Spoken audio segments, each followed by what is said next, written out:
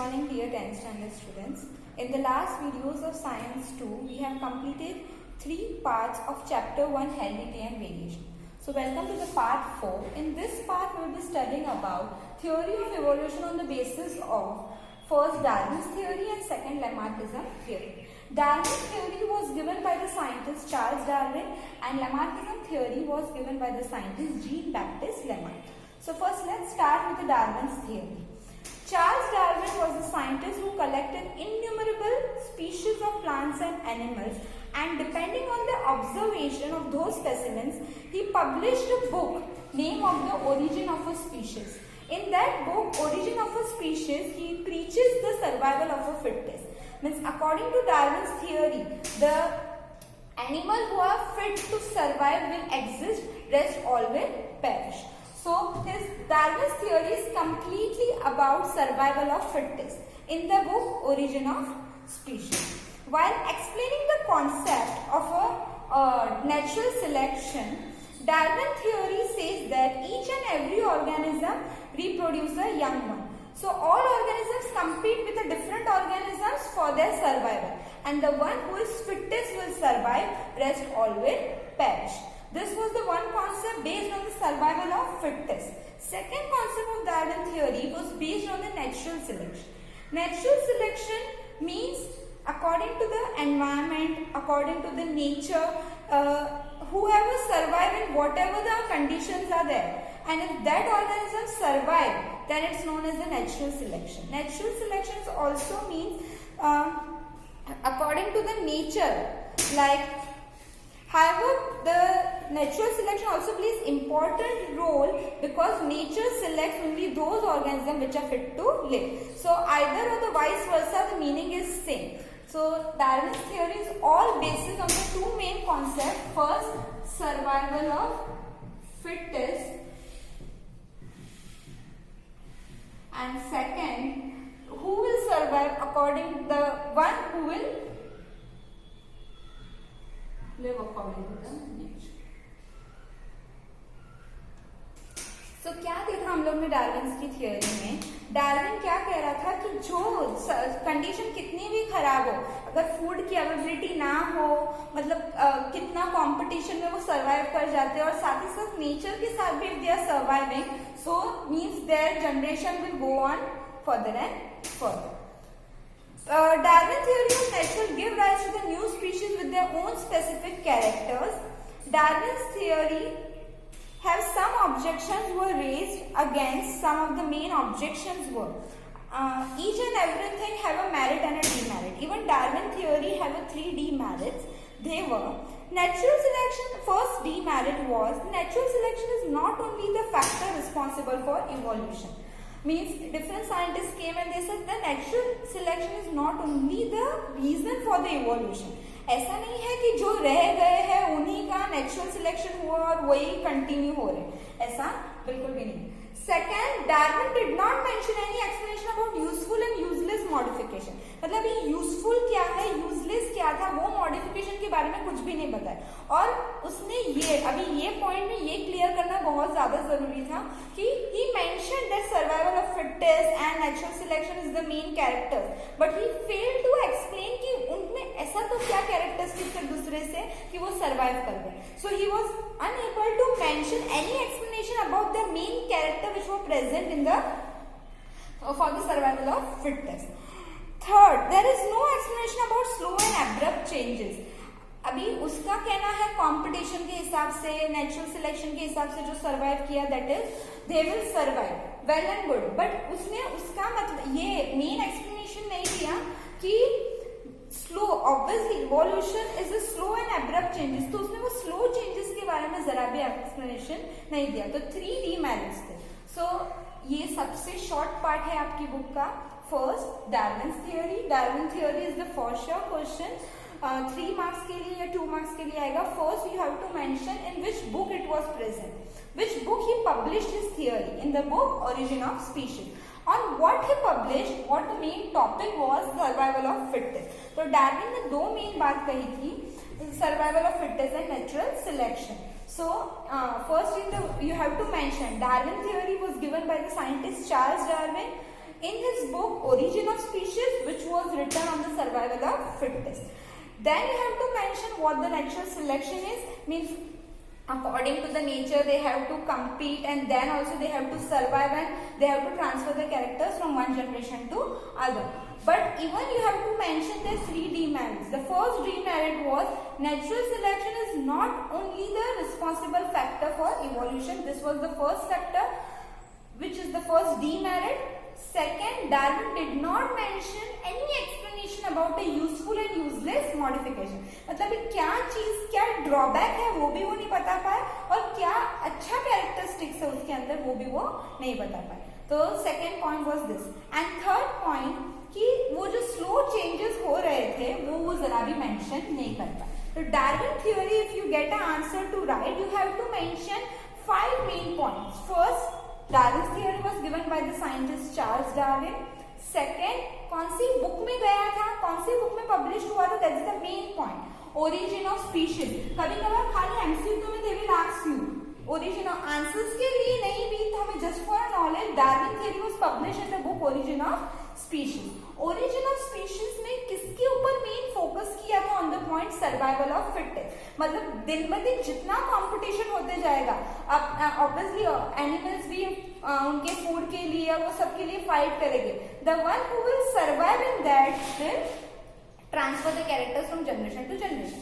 But फिर उसकी वही नेचुरल सिलेक्शन की बात की थी कि सराउंडिंग के थ्रू एनवायरमेंट रिलेटेड कौन तभी भी, मतलब वो कह सकते हैं कि वो अपने कैरेक्टर्स को क्या कह सकते हैं, नेचुरल सिलेक्शन, मतलब नेचर के हिसाब से कौन सरवाइव कर रहा है.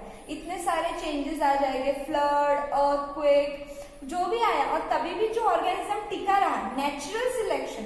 तो मतलब उसे कहा जाएगा कि इतने सारे नेचुरल चेंजेस हुए, दैट वो तब भी वो फिट था सरवाइव करने के लिए, तो that is a natural selection. Okay, और ये सारी तो उसकी मतलब गुड पॉइंट्स हो गए. अभी मेरिट्स भी, डीमेरिट्स भी थे इसके. 3 डीमेरिट्स थे. पहला ये था कि दैट नेचुरल सिलेक्शन, मतलब फ्लड आना, सुनामी आना, और उसमें जो सरवाइव कर गया वो रह गया, बाकी के सब खत्म हो गए. This is not only the reason for the evolution. तो ये पहला रीजन नहीं है, मतलब नेचुरल सिलेक्शन एक खाली रीजन नहीं है इवोल्यूशन का. सेकेंड पॉइंट क्या कह सकते हैं हम कि Darwin did not mention any useful and useless modification. क्यों होता है, किसके कौन से कैरेक्टर से ऐसा तो हो रहा है, वो मेंशन नहीं कर पाए. एंड थर्ड पॉइंट कि जो स्लो चेंजेस होते हैं इवोल्यूशन के बारे में, वो भी वो मेंशन नहीं कर पाए. So here we complete Darwin's theory. Once again, a short revision. Darwin theory by Charles Darwin in the book Origin of Species, basis on survival of fittest.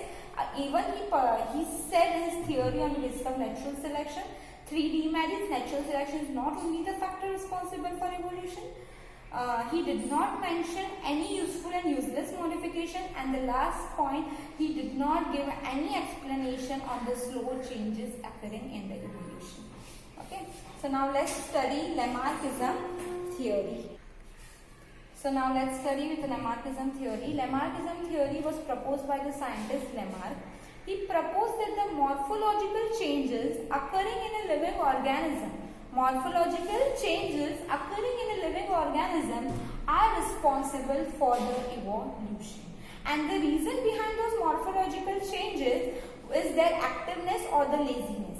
He also mentioned this concept as the principle of use or disuse of organ. अभी मैं ये पूरे statement, ये पूरे definition को एक simple भाषा में बता दूं, तो यहाँ बहुत सारे एग्जांपल्स दिए गए हैं. Best example you will get in your text book, page number 8. You will be getting giraffe diagram. पहले जिराफ के नेक बहुत छोटा था, धीरे धीरे उनकी हाइट, मतलब जमीन से ग्रासेस खत्म हो गए, तो उन्हें ट्रीज पे डिपेंड होना पड़ा उनके फूड के लिए. तो उनका नेक उतना पहुंच नहीं रहा था, तो धीरे धीरे मतलब they extended the neck for the survival, food के लिए. तो चलो एक और धीरे धीरे you can see the graph कि जिराफ की नेक का ग्राफ बढ़ते ही जा रहा है. तो अभी ये लेमार्किज्म की थ्योरी से ये लोग ने बताया है कि यहाँ इनका कहना क्या है कि मॉर्फोलॉजिकल चेंजेस, हम हमारे जो ऑर्गन्स पे ज्यादा से ज्यादा काम करेंगे वो हमारा चेंज हो जाएगा. लाइक जिराफ ने उसकी क्या नेक एक्सटेंशन पे काम किया, बिकॉज उसे ट्रीज से लीव्स चाहिए थे, तो उसकी वो नेक बढ़ते बढ़ते बढ़ते वो बढ़ती चली गई. तो यहाँ उसका कहना क्या है कि depend on the organ laziness और एक्टिवनेस. अगर मैं वो ऑर्गन पे ज्यादा वर्क मेरे वो ऑर्गन रिलेटेड इवोल्यूशन होगा, नहीं किया तो वो डिसयूज हो जाएगा। यूज और डिसयूज उसका प्रिंसिपल, लेमार्किज्म थ्योरी बहुत सिंपल समझो, आपको अगर एग्जाम में लिखना हो तो first point you have to mention, he propose the theory based on the morphological changes, हमारे स्ट्रक्चरल चेंजेस के बेसिस पे इवोल्यूशन हुआ, वो उसका कहना था।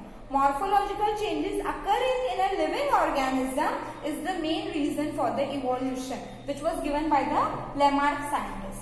उसने और एक चीज मेंशन की है कि एक्टिवनेस और लेजीनेस, मतलब अगर सपोज मैंने उस ऑर्गन पे ज्यादा वर्क किया तो वो मेरा इवोल्यूशन दिखाएगा, नहीं किया तो कंप्लीटली डिसयूज हो जाएगा। तो he gave the principle of use and disuse. अभी आपकी बुक में बहुत सारे ऐसे क्या कह सकते हैं हम लोग कि एग्जाम्पल्स दिए। फर्स्ट एग्जाम्पल जिराफ का जो मैंने बताया कि उसने उसकी नेक को यूज किया लीफ से खाने के लिए, तो वो अभी तक सारे जिराफ की मतलब क्या कह सकते हैं नेक्स बहुत ज्यादा लंबे लंबे हो गए, क्योंकि उन्होंने नेक पे काम किया ना, इसलिए सारे जिराफ का मेन इवोल्यूशन किसमें हुआ, नेक में हुआ, इसलिए giraffe is the tallest neck animal ऐसा कह सकते। तो इसलिए मतलब उन्होंने उस पर काम किया, वो ऑर्गन पे काम किया, तो ये बढ़ते गए, मतलब क्या कह सकते हैं उनका इवोल्यूशन हुआ जिराफ।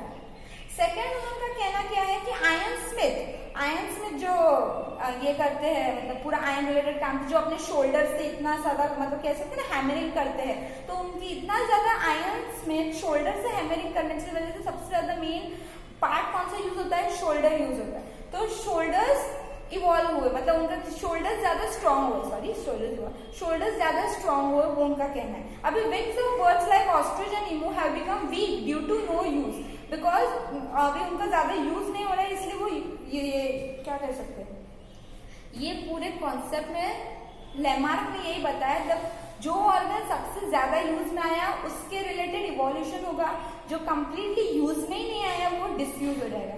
जैसे wings of birds like ostrich and emu बहुत ज्यादा वीक हो गए हैं, because they don't use more wing, वो रनिंग के लिए लेग यूज करते हैं। उसके बाद legs of the bird like swan and duck have become useful for swimming due to living in a water. अभी सबसे ज्यादा किसके कह सकते हैं, birds like swan and duck, उनके क्या सबसे ज्यादा स्ट्रॉन्ग हो गए हैं, लेग्स ये हो गए। तो मतलब उनका कहना है कि जो पार्ट को यूज करेंगे वो स्ट्रॉन्ग, जो नहीं करेंगे वो week. So all these examples are the type of the acquired characters and are transferred from one to the another generation. उसका ये कहना है, बट ये साइंटिस्ट की ये थियोरी फेल गई, क्योंकि बाकी सारे साइंटिस्ट ने आकर ये कहा कि हाँ भाई चलो यूज के बेसिस पे हमने कह दिया, बट इज इट एक्चुअली, हम भी सोचने रहे तो ये सच में होगा। अगर आप जिम कर रहे हो, जस्ट एग्जाम्पल, सो हमारी आपकी बॉडी स्टेबल होगी, फिट होगी, जरूरी है फ्यूचर जनरेशन आप जिसको मतलब the baby you are gonna born वो भी उतना ही फिट होगा, नहीं ना। तो ये थियोरी रॉन्ग है, मतलब द पर्सन, अभी जो आयरन स्मिथ है उसने इतनी हैमरिंग की तो उसका शोल्डर स्ट्रांग हुआ, जरूरी है उसका जो फ्यूचर जनरेशन आएगा उसका भी स्ट्रांग ही हो, नहीं ना। सो ये थियोरी रॉन्ग हुई कि जनरेशन टू जनरेशन वो कैरेक्टर कैसे गया, कोई जीन में ज्यादा चेंजेस आए क्या, नहीं, वो लोग ने उनकी मॉर्फोलॉजिकल में उनके लिए वर्क किया, तो वो जनरेशन टू जनरेशन चेंज कैसे हुआ, उधर क्वेश्चन मार्क रहेंगे। इसलिए इसकी साइंटिस्ट की थियोरी भी ज्यादा मतलब कह सकते हैं ना इतना यूजफुलनेस नहीं है, but they give a reason for the evolution. ये बहुत ज्यादा यूज होता है इवोल्यूशन के पॉइंट से सोचने के लिए कि कौन से ऑर्गेनिज्म में कौन से ऑर्गेन्स यूजफुल हुए और कौन से डिसयूज हुए। सो बहुत इजी कॉन्सेप्ट है, Darwin only survival fitness and natural selection, इसका कॉन्सेप्ट खाली कौन सा था, ऑर्गन के यूज एंड ऑर्गन्स के डिसयूज पे। जो ऑर्गन ज्यादा यूज में आएगा उसके ज्यादा इवोल्यूशन होगा, जो नहीं आएगा वो कंप्लीटली डिसयूज हो जाएगा, वैसा। ओके, सो दोनों ही साइंटिस्ट की थ्योरी में हम लोग ने डीमेरिट्स देखे, बराबर। Now there is a very short part in your book, speciation. Speciation एक शॉर्ट 2-3 लाइन का आंसर है, खाली हम वो देख लेते क्या है। अभी formation of new species of a plants and animals is the effect of evolution. जो इतने सारे मिलियंस ऑफ स्पीशीज जो है वो क्या है, इवोल्यूशन ही है ना। पहले एक कॉमन था, फिर उधर से different characters and evolution. Species is the group of organisms that can produce fertile individual through the natural reproduction. Each species grow in a specific geographical condition. This food habit, reproductive ability and the period is different. However, genetic variation is responsible for the formation of new species from the earlier one. Besides this, geographical and reproductive changes are also responsible. Similarly, geographical or reproductive isolation also leads to speciation. Speciation आपको अगर याद रखना हो तो खाली इतना ही याद रखना. Speciation is related to the different kind of species of plants and animals occurring in the different geographical conditions. So here we complete with the part 4, which was related to Darwin's theory, remarkism, and a short note on the speciation. If any doubt, please ask. Thank you.